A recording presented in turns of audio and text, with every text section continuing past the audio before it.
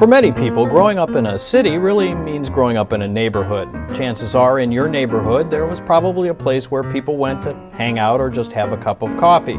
Now let's take a look at Akron. It's made up of more than 20 neighborhoods, and in fact, since it began its existence in the early 1830s, Akron has grown exponentially. In fact, it was threatened in the very beginning of time as a city by its neighbor to the north, Cascade, which almost eclipsed Akron in importance until in 1836 Akron and Cascade merged. So we thought, what better place to start this program than with a look at North Hill. Akron's North Hill neighborhood took a while to develop because, well, after all, it was at the top of a hill. And basically it wasn't until the 1870s when North Howard Street was extended up a steep grade that people could actually make a trip up there. Problem was, the 30-minute trip would tire out your horses. Eventually, the Akron Traction Trolley Company ran a trolley line up the hill, and, well, that was also an adventure. Sometimes it would roll backwards fully loaded. It wasn't until the 1920s, and finally the construction of the Akron North Hill Viaduct, when North Hill began to take off as waves and waves of immigrants from Poland and Italy moved in.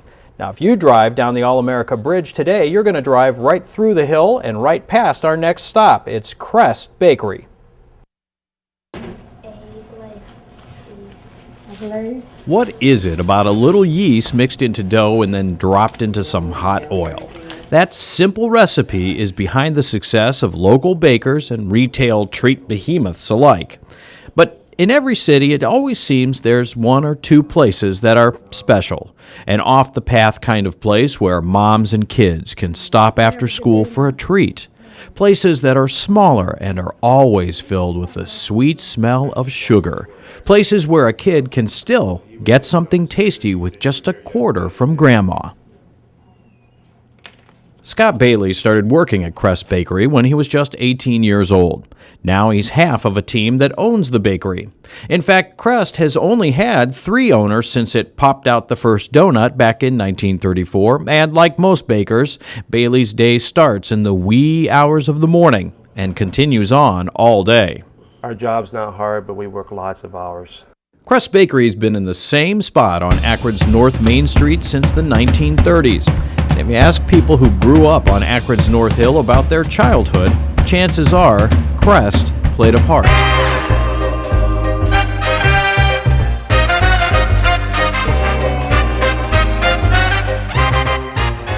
As Akron's population grew at the turn of the last century, North Hill, or simply the Hill, grew too. Many workers of Italian-American descent moved to the Hill, and for many, Sunday was a time for the family to attend Mass at St. Martha's. And they often had an after-Mass tradition that involved bread baked at Crest. They just always talk about how this is where they always came after church, and how their parents, this is one place that they always made, their parents always came and got their bread. And one of my dedicated stops is coming to Crest Bakery. Now, why is that? Because I grew up on their cookies and I love them.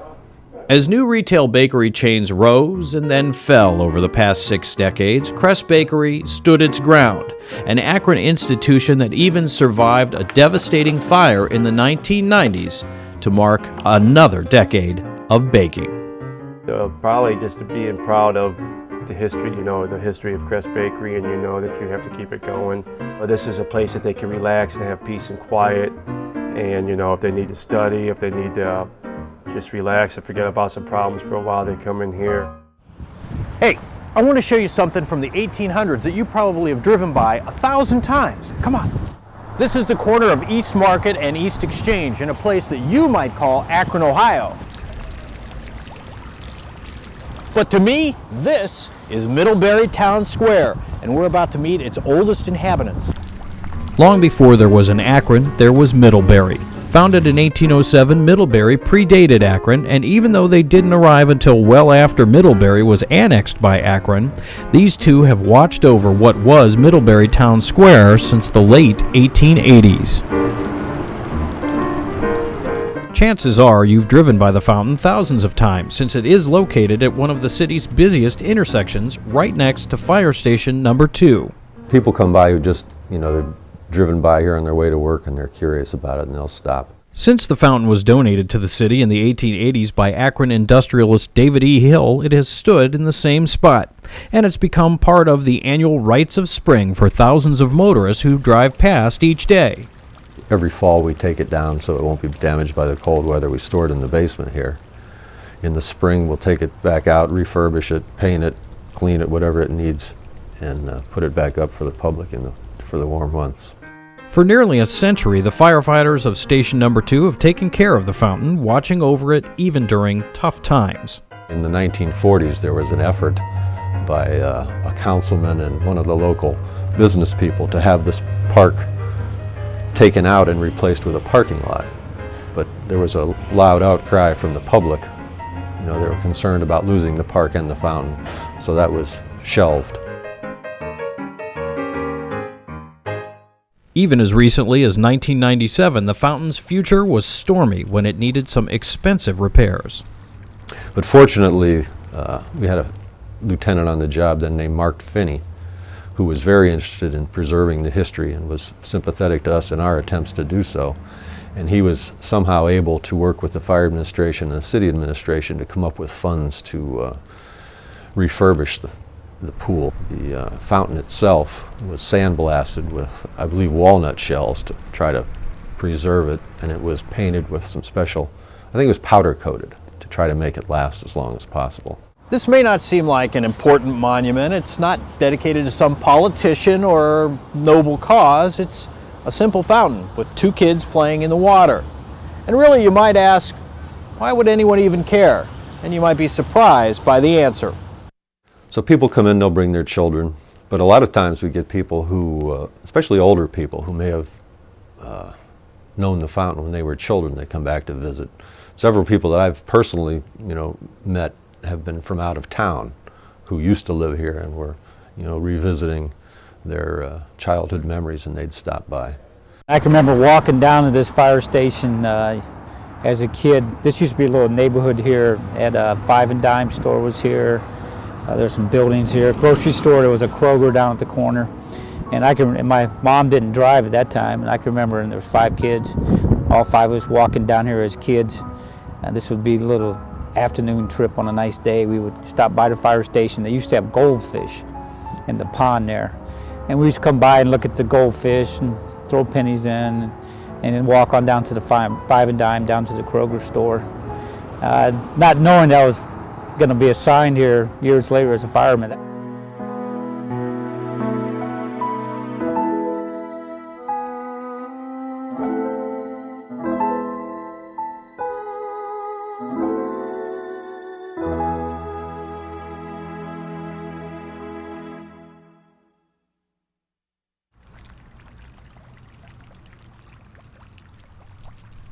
For the firefighters who work out of Station Number 2, the fountain is not just part of the city's history, it's part of Akron firefighter history too, which may account for why Fire Station Number 2 also houses Akron's Firefighter Museum. For Bashir, it's a way to remember those who came before him. Over time, when it becomes cheaper to replace buildings rather than maintain them, we're going to lose that whole sense of, where we came from. I think the public really appreciates the fact that it's there. A lot of people come in, they'll wonder what happened to the fountain during the cold months, and they'll stop and ask, and we'll assure them that come the spring it'll be there again, and I think they're happy to see it when it does show up. And it's a small thing maybe, but Middlebury Town Square never seems to change. The water from the fountain flowing on, just like time.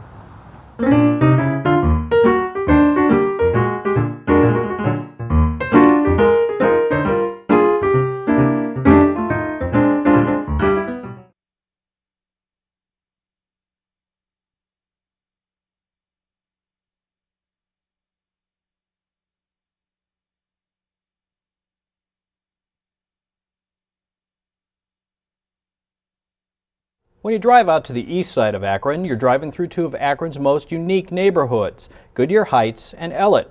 Ellet actually predates Akron. It was founded in the early 1800s by a family named Ellet who bought much of the land from Colonel Simon Perkins. By the 1920s, Ellet had grown so much that it could no longer support the city services necessary to support the population, and so it was annexed by the city of Akron. Now, Goodyear Heights has a bit of a different history. The actual neighborhood was planned by F.A. Seiberling and the Goodyear Tire and Rubber Company.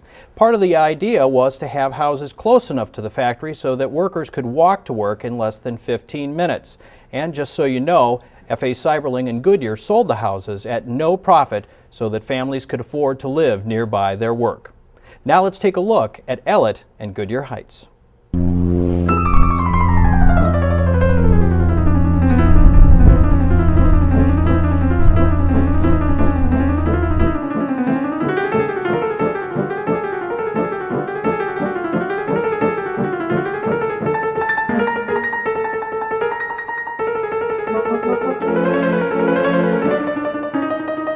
Today we're running one of our more popular flavors, fresh banana.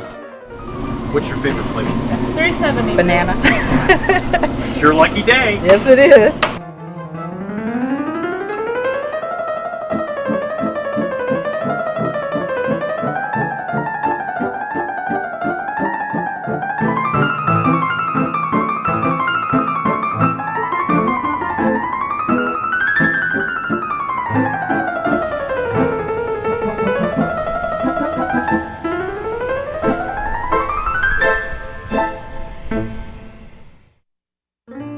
To understand the link between aviation and soft custard in Akron, you need to go back to the Great Depression era of the 1930s and how Bill Strickland found a pot of gold by the Akron Municipal Airport. Bill worked at the Akron Pure Dairy with Joe Wigley, and that's where they perfected their creamy, delicious custard recipe. Like most local traditions, Strickland's started out simply. He had a wagon, and he put this ice cream making machine in the back of the wagon and would bring it down to the municipal airport here. So for a nickel, he would sell a cone down here out of his wagon. And people would come down here and watch the blimps and watch the airplanes for free entertainment and get a custard. He carried that tradition on, found out, well, hey, this is a good location, and this has been our establishment since 1936. After nearly 70 years in the same spot, Strickland's is one of those places that becomes more than just some cones and ice cream. It becomes a place where parents take their kids, who then take their kids, and the tradition becomes part of our collective memory about spending time with loved ones and enjoying life's simple pleasures. Parents used to bring us over here, and then we would go over to the Akron and sit on the Akron and eat the ice cream. But you can't do that anymore, but yeah, we'd go sit on the Akron letters and eat and watch the planes come in. Yeah, we never come to Akron, but we don't stop at Strickland's. Well, the varieties they have, which is nice, which is a nice variety, which they even have it on the calendar to let you know when to come back on different specials that you like, the different flavors and everything, and it's good, And like I say, for that, and I said the taste is good, and you can't pass it. Can't pass it up.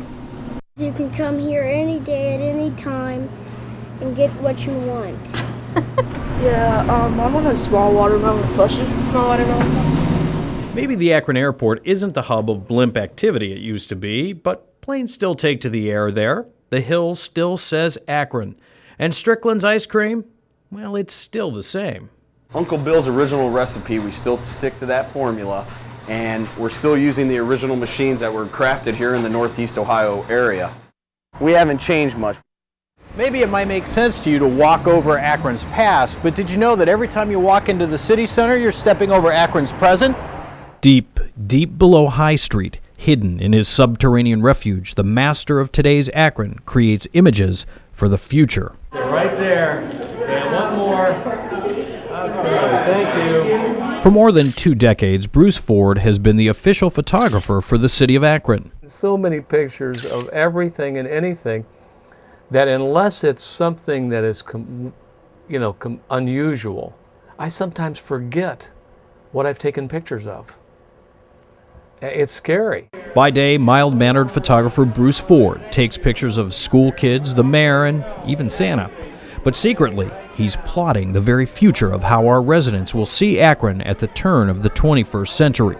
I'm always thinking about, these pictures will be interesting to people 50 years from now for a variety of reasons. You know, maybe could be a legal reason. That's one aspect. It could be that, you know, they just want to remember what a particular building looked like, or just where it was, or also the people I photograph. You know, with the mayor and other government officials, be it county, sometimes even on a national level. You may not recognize his name, but chances are you've seen Ford's photos. He takes pictures of all sorts of things for all sorts of reasons. It's easier to show somebody a picture of something than to sit there and try to describe it to them. Again, it gets back to that communications tool. And they'll call me, and it could be anybody, really. So one day it may be taking a photo of a pothole for a city council meeting, and the next day it could be hobnobbing with a president. Ford has taken one-on-one photos of presidents ranging from Gerald Ford to Bill Clinton. In fact, the photo with Clinton caught Ford, no relation to Gerald by the way, a little off guard.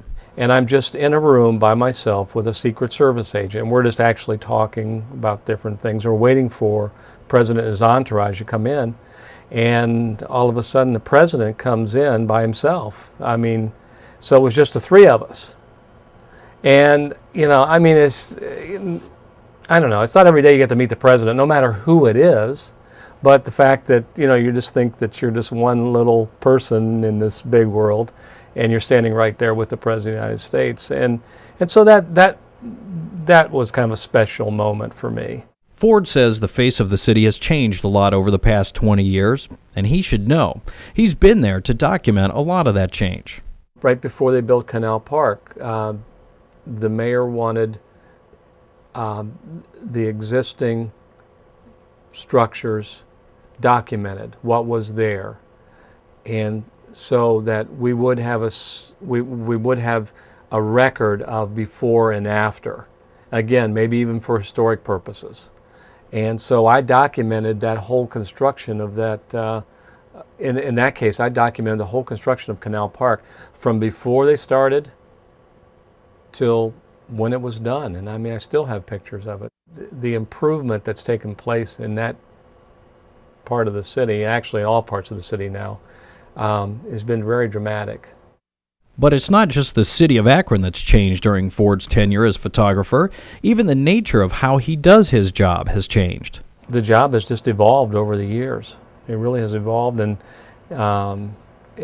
just like the technology, the cameras, you know, I'm not using film anymore.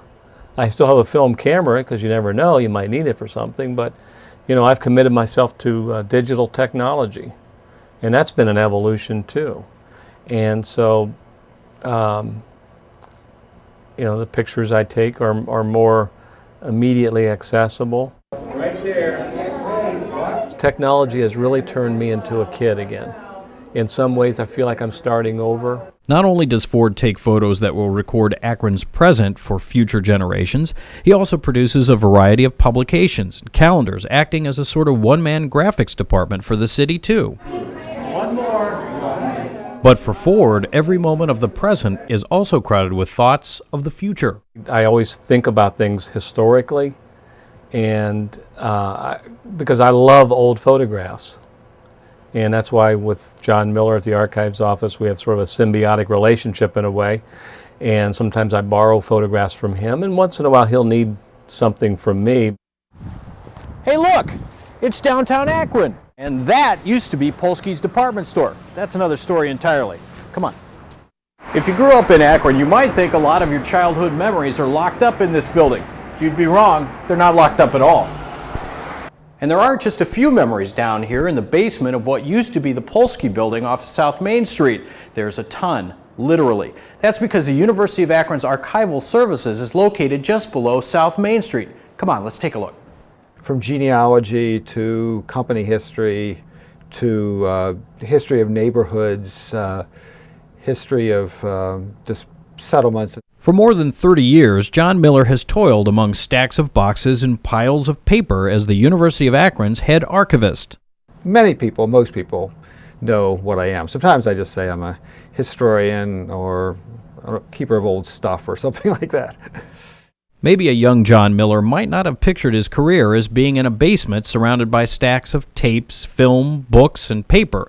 But for a genuine history buff like Miller, every trinket has the potential to become an important artifact. Sometimes it's disappointing to hear that you've just missed the trash truck or something like that, because a lot of things, as well as a lot of buildings, have been destroyed. At the University of Akron's archives, Miller acts as a buffer against all the progress we seem to love so much, collecting and cataloging all sorts of items to provide a link from the future to the past.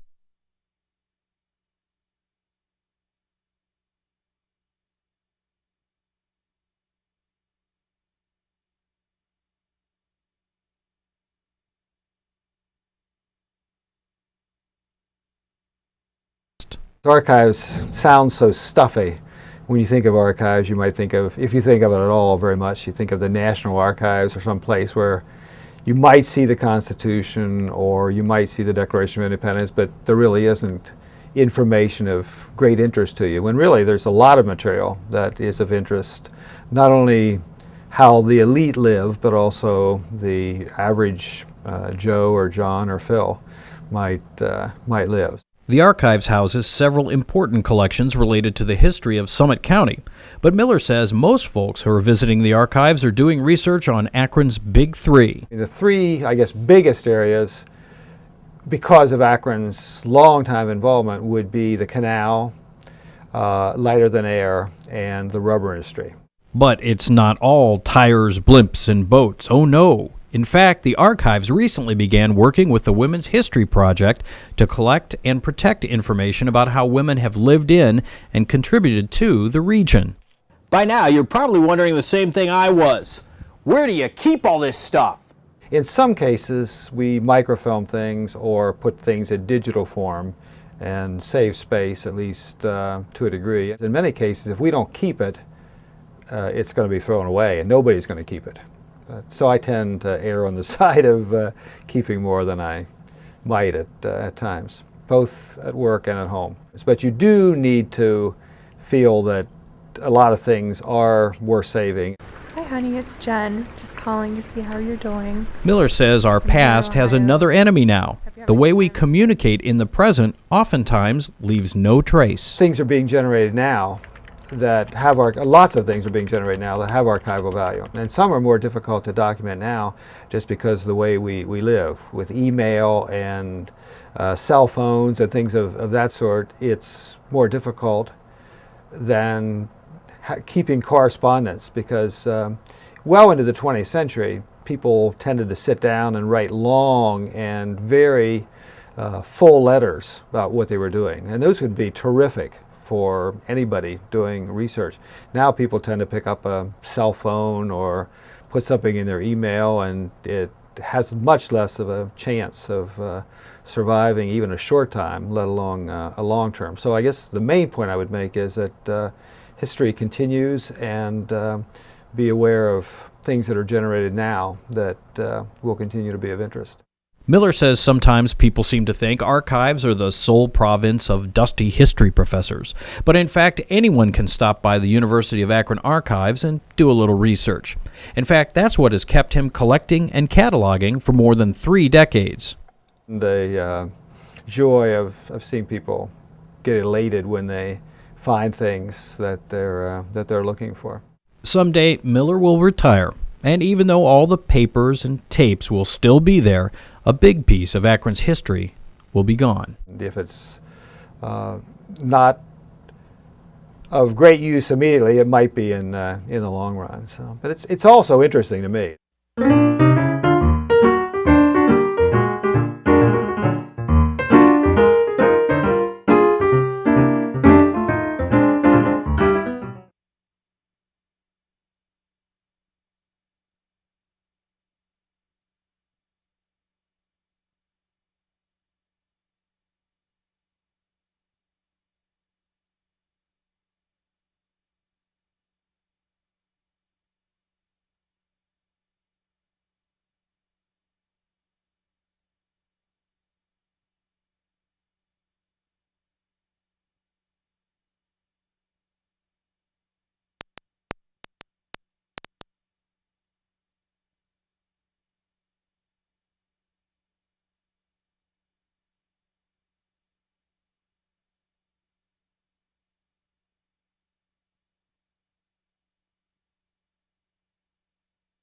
Chances are, if somebody asks you about world-famous hamburgers, you don't think about Bob's Hamburg. But if that's the case, then you're not from Akron, because for over 70 years, this has been the place to go to get a hamburger. The original Bob only owned it for 2 years, and then he sold it to Walt Rich. And Walt, it was originally next door, and then Walt moved it over here to this diner, and he had it for 42 years. So, you know, the people came in and, you know, knew him and knew all the food, and the food's been the same all the way through. Talk about Goober. So many of our fondest memories are built around food, and if you think about it, it's not always the most elegant dining that you recall the most fondly, like all those times when your parents made you get all gussied up and you had to wear those itchy clothes. Not funny, Jose. No, sometimes it's the simplest meals that really stick in your memory. Bob's Hamburgs is right where it started in 1931 on East Avenue in the Kenmore area of Akron. And for many folks in the Akron area, Bob's is just part of a family tradition. The table in the corner actually seems to be set aside for particular families. I come in a lot and see like a lot of children and parents that they seem to be well known here. My sister comes in here, and my son, when he comes up from Virginia, has to come in here. And yeah, my friends come in here. I bring everybody in here. It's just like one day some man carried his father in here. He carried his father in here because he wanted to eat one more time here. Another time, an older gentleman came, and he was so excited he hyperventilated. When he got here, they had to call an ambulance. They had to leave. How can a humble hamburger hatch a horde of hangers-on who hunger so? Just to get to know the people, and a lot of times we have their food on before they get in the door if we see them coming, you know. It's just one of them places, and I don't know, it's just something about it.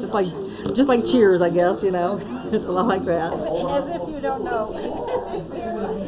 Sauce and onion, right? Morgan and Janet McGuire grew up eating Bob's Hamburgs. Heck, they can even remember eating at Bob's when Bob himself was at the grill, a time when Morgan McGuire's feet would dangle off the floor as he and his parents ate at Bob's.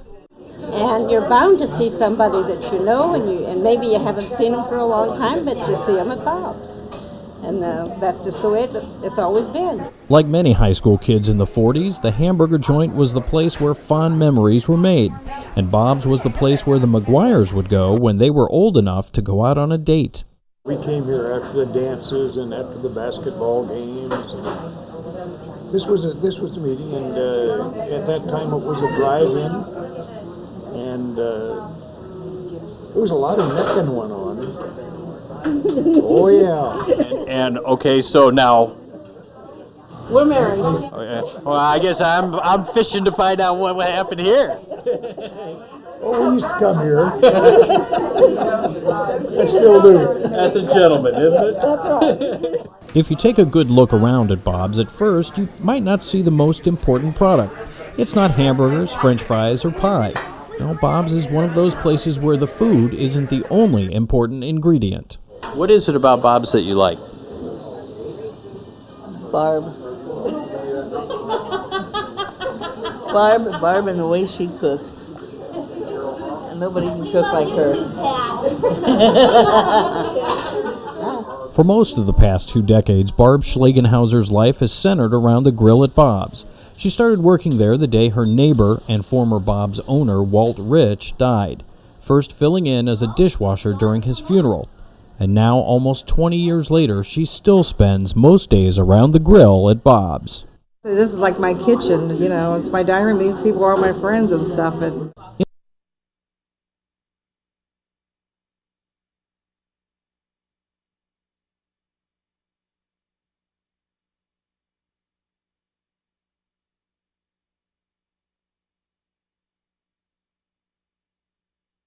in a way that a restaurant chain could never copy, Bob's is uniquely Akron, a place where families go for a special treat, a place where, even in our low-fat, low-carb, and low-sodium times, the hamburger still reigns atop the food pyramid.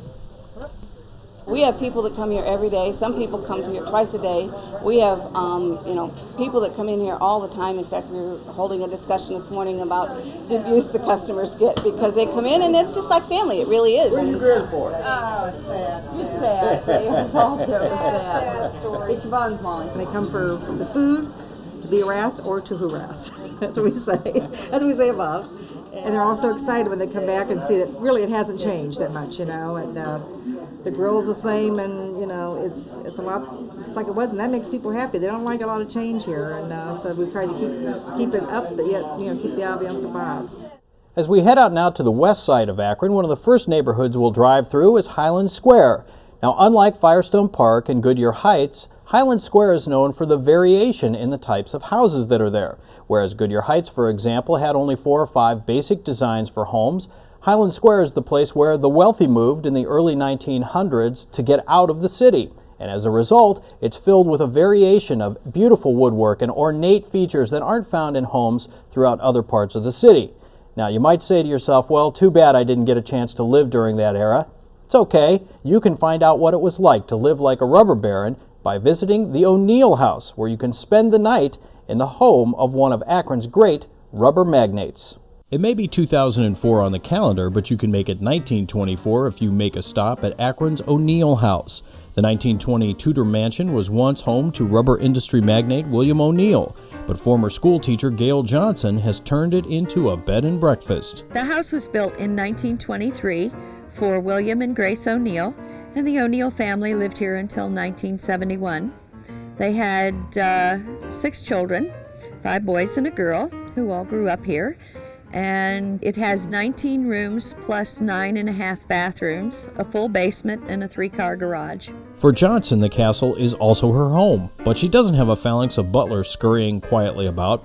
No, she does much of the work of keeping the house up along with her husband. I definitely have 18-hour days, that's for sure, but it's a different kind of being busy. There's always a plumbing project, always an electrical project, or something needs to be rebuilt because it's coming apart. The house has 13 inches of concrete between the floors, and so when they do a project, it's never a little project. It's not just repair the sink. They have to go through the concrete. They use the big jackhammers, and it makes a monumental mess. Why would anyone choose to manage their own mansion? Johnson says her payoff is when her guests come and spend a night in the 1920s, just like the O'Neill family did. It is so exciting to have people come here. I have people who stop in from all over the United States. They've heard about it, they're coming through Akron, and they stop in just to get a tour of the house. I have overnight guests who come from all parts of the world, so it makes me feel like a world traveler, only I never leave home. But I get the best of being a traveler, and that is I get to talk with the people from other countries, from other cultures. I get to learn about them, enjoy them. Chances are you've driven by here thousands of times if you live in Akron, and yet many folks don't even see this time and world traveling right at the corner of West Exchange and Mull Avenue. And you could stop in and spend the night in the style of a rubber baron. You can't imagine how thrilled people are to get to see William O'Neill's home. What I do enables them to come anytime they'd like, and they get to go through and they get to see it and ask questions and talk about it. And it's not an untouchable house. They can sit down, relax, enjoy. And when places become a museum, you can't do that. We've already taken you in the show out to the east side of Akron to the point where 2 of the city's busiest streets, Market and Exchange, meet up at what used to be called Middlebury. Now we're going to go to the other end of those streets out to the west side at a place called Wallhaven. Now, Wallhaven was founded by E.C. Wall in the early 1900s. He built a pharmacy and a hotel out at what used to be the very edge of the city. Now, if you drive out West Market Street today, you're going to drive right by West Point Market, one of the most famous gourmet emporiums in the entire country. But for me, I like the simple things, and so we're going to go right across the street to a place that serves a bit more simple fare, the Simple Hamburger, but it's a place that when you move out of Akron, you have to come back and visit. It's Swenson's. Well, you know how much we love food here in Akron, so we decided to visit Swenson's Hamburgers, home of what one national newspaper called the best hamburger in the country. Add 2 goody Cowboy fried banana shake. Anyone to go, please? Now, maybe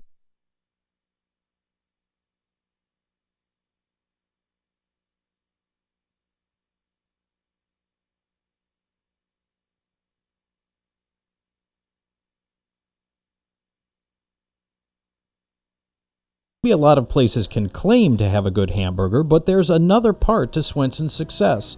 Just pull into one of the spots, turn on your lights, and watch the show as Swenson's employees dash to your car. They've really got to move. I mean, it's part of what makes the system work.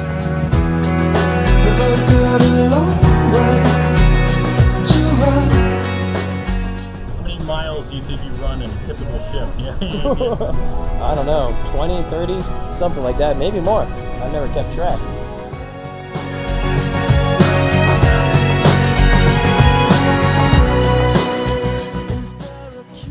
And it's not just the distance, it's the intensity. I mean, it's the difference between running cross country and doing wind sprints for 2 hours. I mean, it's a lot harder to do the wind sprints. When we get like on our lunch hours, we get real busy. Like there's times like where there's not like an empty spot on the lot. You just got to just keep, everyone's just focused, trying to get everything going smoothly. It's probably the toughest part. After more than 70 years in Akron, Swenson's is a throwback to the old-style drive-in, where you dine in your car. Now, oh sure, you might spill a few dollops of ketchup on the dashboard, and maybe you'll be finding onion rings under your seat in a few weeks, but that's just part of what makes the experience unique. Thank you very much. Have a nice afternoon. You too. In fact, you can sort of think of yourself as blazing a pioneer trail of Akron when you have a burger at Swenson's. That's because when you stand here at the intersection of West Market and West Exchange Streets, you're standing on Akron's old frontier. This was the end of the paved roads in Akron. Everything west of here was dirt roads. It was the early 1930s when Pop Swenson started to serve burgers to Akron's west side. The legend is that he started out selling sandwiches out of the back of his station wagon in front of Bookville High School, which is just a couple of miles away from here. And then in, I think, 34, he built a wooden building on that footprint, when the sign on the wooden building says hamburgers and pork. Ask anyone who used to live in Akron what they miss about the Rubber City, and chances are Swenson's is one of the things at the top of the list. We're in a lot of people's memory banks. Now, you might say, for Pete's sake, Phil, it's just a hamburger. And you'd be right. But for generations, Swenson's has been a hangout for Akronites, young and old alike. And it's not just about the hamburgers. It's about remembering all those dates, parties after a big game, or secret lunches where you set aside your diet just for the day. And there's no telling where the person running to your car might wind up. Heck, even Thompson worked as a runner. I used to be the guy that came in at night after the stores closed and mopped the floors. Like most big cities, Akron has grown slowly over the years, adding neighborhoods to its boundaries, and we hope you've enjoyed your tour of those neighborhoods and some of the spots that make them feel a little bit more like home. Places where families can go generation after generation to enjoy a simple ice cream cone or hamburger. You know, they say you can't go home, but in Akron, you can get pretty close.